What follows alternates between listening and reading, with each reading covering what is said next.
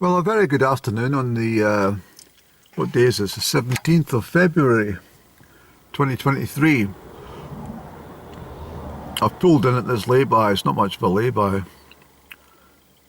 It's more of a layabout. I've been a very, very early start today, actually.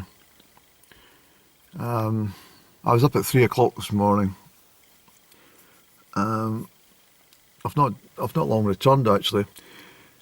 What I did was I booked a flight from Aberdeen, the first flight from Aberdeen down to Bristol, and I had a Hertz motor car, and I drove. I have to watch my camera for these cars. Jings, jings, jings. Probably not the best place to stop, Andrew, when you think about it. Okay. Let's realign ourselves. Yes, I flew from Aberdeen to, I drove up to Aberdeen, got that early flight down to Bristol. I already booked my Hertz rental car. I drove 172 miles to, because I checked the mileage, 172 miles to up and down's mother's house. And I went to her door, and there was no answer. I couldn't bloody well believe it. She wasn't in, or she was hiding under the sideboard or something. But I'll put an image up of the Invoice. I'm terribly fed up with the whole situation regarding this DVD and book, and so I've listed the pricing, where the DVD is really quite irreplaceable to me. It's a movie that I am in, and it was given to me as a gift, and I'm really quite sad and disappointed that it's gone AWOL. I instructed Up and Down's mother to make sure that, I wrote a note to that effect on the sleeve. I must get this DVD back, please. Of course, that was in reference to Up and Down receiving the gift, but the gift didn't include the DVD. I only wanted her to watch it. She had access to the machine that uses DVDs, you see. And of course, the book, which was a signed copy, which I've talked about often, and mint condition it was. I mean, the very first copy that she meant to get from one of her relatives, which I signed, it was the very first one off the production line. I'm sure I've mentioned it before. I have to swing my camera for the traffic. I'm sorry about this. Let's look at that fence post. It's very, very romantic looking fence post, isn't it? Well, telegraph pole perhaps, broken in the wind. But, so people wonder, what the heck is he filming that post for? Let's swing back round again. And let's not lose my thought here. But, so in 2012, which is now, well, it's almost 11 years to the day that it came off the production line, and I took it very specially and signed it and took it down to another of Up and Down's relatives, and I said, please make sure she gets it. And she says, oh, I will, I'll get it, so don't worry, stop fretting. But of course it never was forwarded to Up and Down, and it was very sad for me to hear this news. Terrible news, actually. So that's twice it's happened. And anyway, I was down in England, and no sign of Up and Down's mother. I think I saw 2 snowdrops in total in the whole garden. I thought these snowdrops are quite late for down this part of England. But anyway, I then drove back to Bristol Airport and dumped the motor car. And it was checked all was okay. And then I took the flight back to Aberdeen, where I collected my motor myself and then drove down the road. I'm only back about 40 minutes. So I jumped into the small Clio for a little jog around the countryside. And I thought I'd give you a different angle on the mountains up and down. I mean, goodness me. And anyway, it's a bit of a wasted journey, but did I say to you, let's repeat. I'll put up the invoice from the breakdown of the DVD at, was it £15.99? The book, Silhouette and Genius, priced at £17.99. Remember, it is a hardback, very rare copy as well. And I also included the price for the gift greetings card at £2.65. It's a beautiful card, you see. And also the extremely exquisite wrapping paper, the green and gold wrapping paper, which I specially purchased for the occasion. And again, this is a very unique vintage type paper. And I knew that up and down, as soon as she felt the texture, she'd say, oh, he really does care about me, because who else would go and get such special green and gold paper with hearts on it? What a marvellous chap he really is. I'm sorry for betraying him and breaking his heart again and again and again. But talking about that, I was down at the dentist during the week. I meant to mention, actually, and I hadn't seen the dentist for quite a while. Nothing wrong, but I said, do you mind if I get a check-up? And he says, well, the girl in the reception says, yes, dash along, we'll get it all sorted. This chap's driving excessively with a pigeon. What the hell's he doing? The poor pheasant, he nearly knocked it over. I would have reported him for that. Bloody road hog. Mind you, he saw the camera, he got the fright of his fucking life when he saw me sitting and pointing the camera in his direction. But anyway, he might come back. I hope he does now. A little word with him. I said, you nearly knocked over a poor pheasant. Pheasant minding his own business. Playing with its partner over there. You see, there's two of them, up and down myself. I think we might come back in the next life as pheasants. Quite sure we will. But so my dentist, after I spoke to the lovely girl in the reception, and she said, just do come along. We've not seen you for a long while. And the first thing he said to me is, are you taking any medication? I said, no. Is there anything wrong? I says, yes. And he says, tell me about it. I said, well, I started smoking again. He says, that's nothing to do with up and down, is it? I says, yes, exactly. He says, goodness me, I remember you told me that you started smoking because of up and down when you first met. I says, yes, correct. She's got a terrible way of pushing her karma onto me. He says, mind you, I did say to her, I says, it wasn't the first cigarette I ever tried. I had a little puff when I was about 15 and I thought it was disgusting. But I remember smoking a packet of Gauloises in Marseille in 1989, and she was very upset to hear this news because she always thought that the first occasion that I'd smoked cigarettes and got hooked was with her. And I said, well, it was actually, because I think about it, it was these beautiful Mayfair cigarettes, which, well, the quality wasn't as good as Dunhill, but certainly the packaging was very attractive. A really regal royal blue. I remember that, being so attracted to it, with silvery writing on the pack. And yes, we had a marvellous occasion smoking Mayfair cigarettes. And then, so the dentist says to me, she said, well, it's a terrible situation. You were doing so well. Why on earth did you allow up and down to start you smoking again? I said, because you got me all fraught. Oh. Okay. And, I mean, you're not trying to stop. I said, well, it's very difficult because I've been very stressed and sad and depressed and fraught since we parted company. Good deal. How many times has this happened in your life? I said, I've lost count, Mr. Dentist. Well, I hope things work out between you. I says, well, I don't hold much hope, not this time. But I live as a born optimist, of course. Mind you, saying that, I'm not very keen on that weasel-like creature that seems to hang around all the time. You know, that rodent features, because I'm rather worried that he's taking advantage of my poor friend up and down when she's poorly. And I'll hold him accountable if anything happens to my dear friend up and down, I promise you.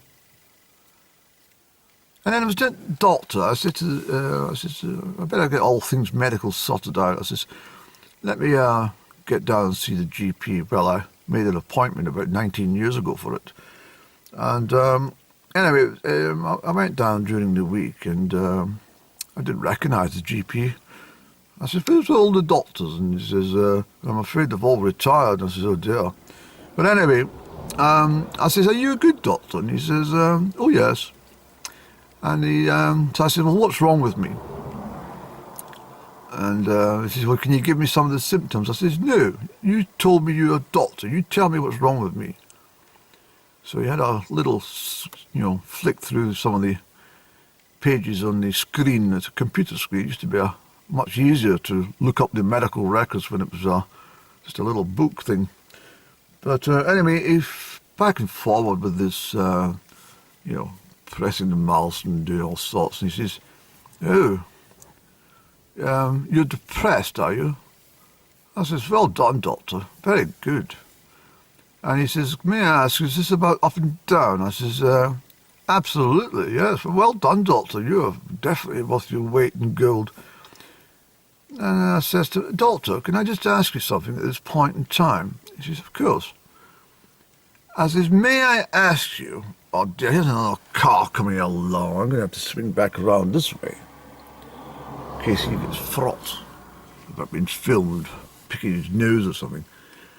But I says, doctor, can you just tell me offhand how many mental breakdowns have I had about up and down, and how many nervous breakdowns have I had? And he says, well, let me just calculate a little. Well, I'm going to flick back here. Bear with me. So then he announced that I had 19 nervous breakdowns and 39 mental breakdowns regarding up and down over the years.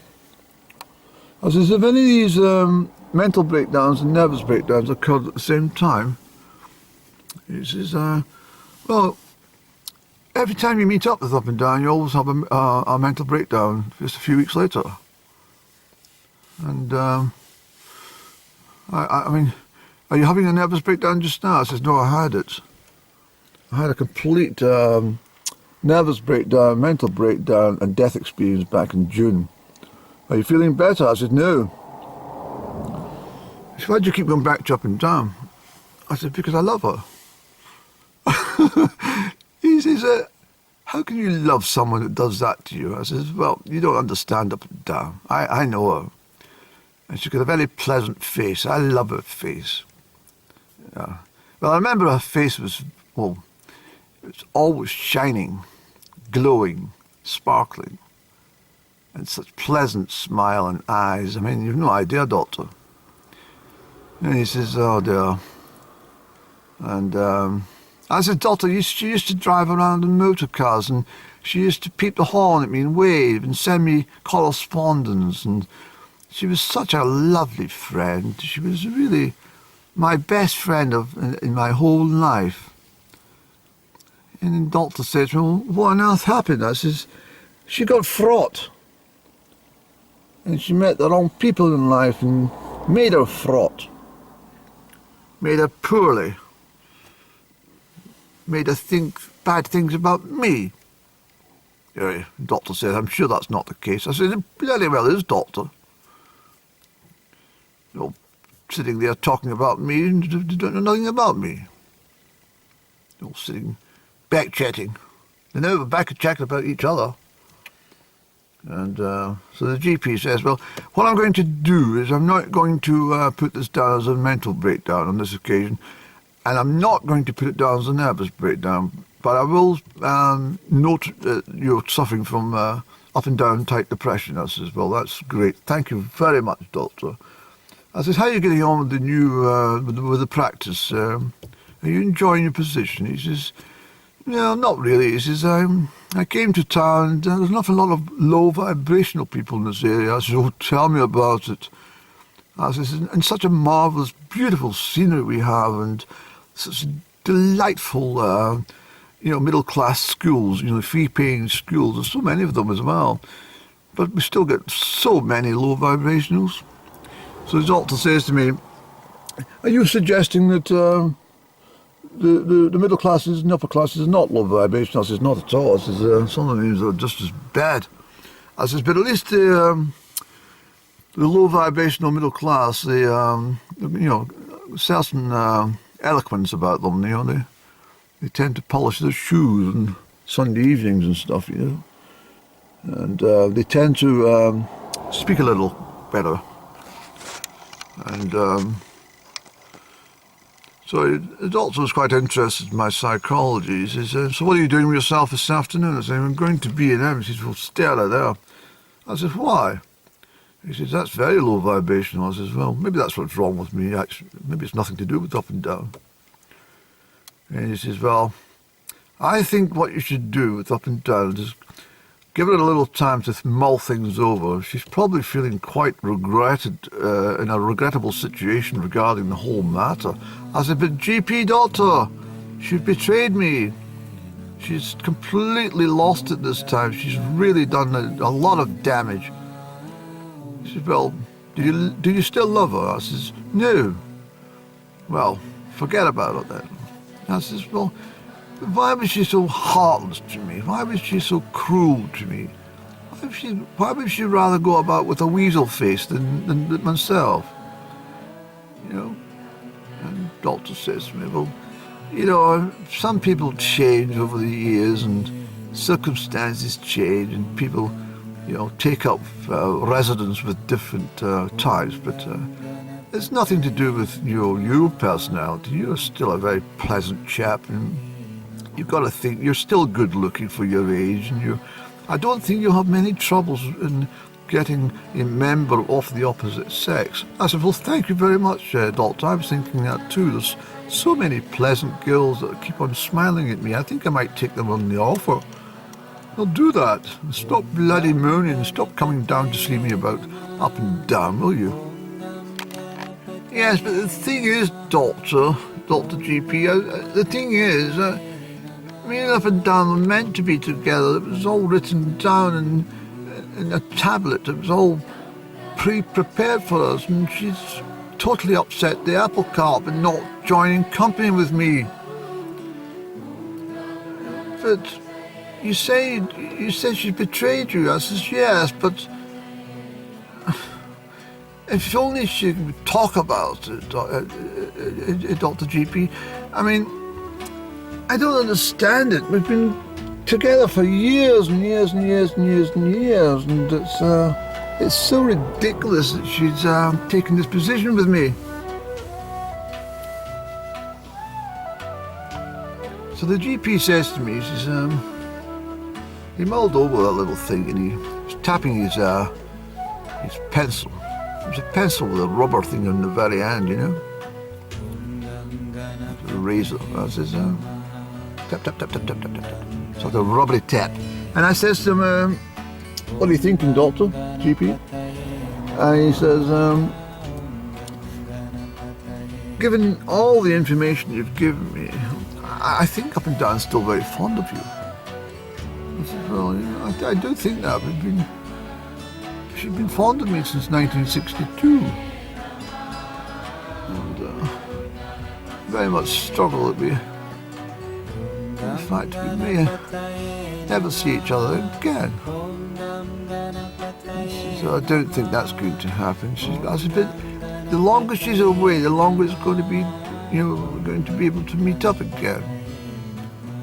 I think you've got to leave her alone. I said, I do leave her alone. Wish she would leave me alone.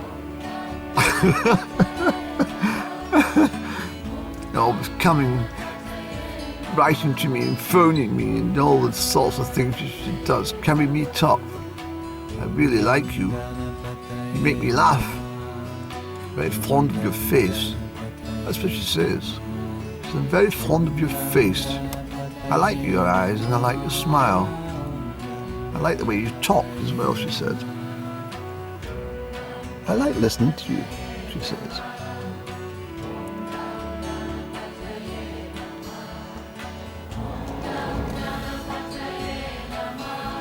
The GP says to me, she says, I wonder what kind of life you would have had if you both got it together first time round. That's what I can tell you right now, Dr. GP, what would have happened. I said she probably would have hit me over the head with a rolling pin in the first fraught moment and threw me out the house or something and tore up all the beautiful photographs and letters. She's done that anyway. She's put every single thing it reminds her of me in the recycle bin. And then she gets all upset and tearful. She says, why did I do that? She phones up the county council and she says, my bin was empty today and I'm feeling a bit sad and a little fraught. I went and put all the photographs and letters and cards for my dear friend. And, is there any way we can locate this bin? And, may I come and search the big pile of newspapers and stuff to see if there's the books there?